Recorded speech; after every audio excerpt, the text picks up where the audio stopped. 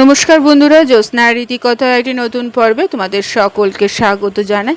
শাস্ত্রে বলা আছে বন্ধুরা, শ্রাবণ মাসে এই বছর মোট 5টি সোমবার পড়েছে। এক একটি সোমবারে মহাদেবকে যদি এক একটি জিনিস অর্পণ করা যায় তাহলে খুব ভালো ফল প্রাপ্তি হয়।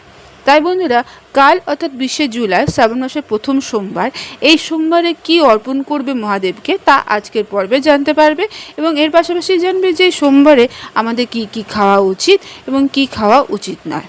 তাই স্কিপ না করে পুরো পর্বটি দেখো। ভালো লাগলে অবশ্যই শেয়ার করে দেবে, লাইক করে দেবে এবং পরবর্তী ভিডিও পাওয়ার জন্য পাশে বেল আইকনটি অবশ্যই প্রেস করে রাখবে। বন্ধুরা, শুরু হয়ে গেছে শিবের মাস শ্রাবণ মাস। বাংলার এই মাস শিবের পুজোর জন্য শুভ বলে মনে করা হয়। বিশেষ করে শ্রাবণের সোমবারে যদি উপবাস রেখে শিবের পুজো করা যায় তাহলে নানা দিক থেকে সুফল প্রাপ্তি হয়। শ্রাবণ সোমবারে বিশেষ মাহাত্ম্য রয়েছে। বন্ধুরা, এইবার তোমরা জেনে নাও শ্রাবণ মাসের প্রথম সোমবারে কি অর্পণ করবে মহাদেবকে। বন্ধুরা, শ্রাবণ মাসের প্রথম সোমবারে মহাদেবকে প্রথমে অভিষেক করবে জল, দুধ, গঙ্গা জল, দই, মধু, ঘি দিয়ে। এরপর বেলপাতা, শমীপত্র, ধুত্রা ফুল, আকন্দ ফুল, চন্দন এবং গোটা আতপ চাল অর্পণ করবে। এছাড়া ফল মিষ্টি নিবেদন করতে পারো। বন্ধুরা, যারা শ্রাবণ মাসে সোমবারের ব্রত পালন করে তাদের খেয়াল রাখা উচিত এই সোমবারে কি খাওয়া উচিত এবং কি খাওয়া উচিত নয়। শ্রাবণ সোমবারে ব্রত পালন করলে খাওয়া দাওয়ার কিছু বিধি নিষেধ থাকে, সেগুলো পালন করতে হয়। শ্রাবণ মাসের সোমবার অবশ্যই নিরামিষ এবং সাত্ত্বিক আহার গ্রহণ করতে হবে।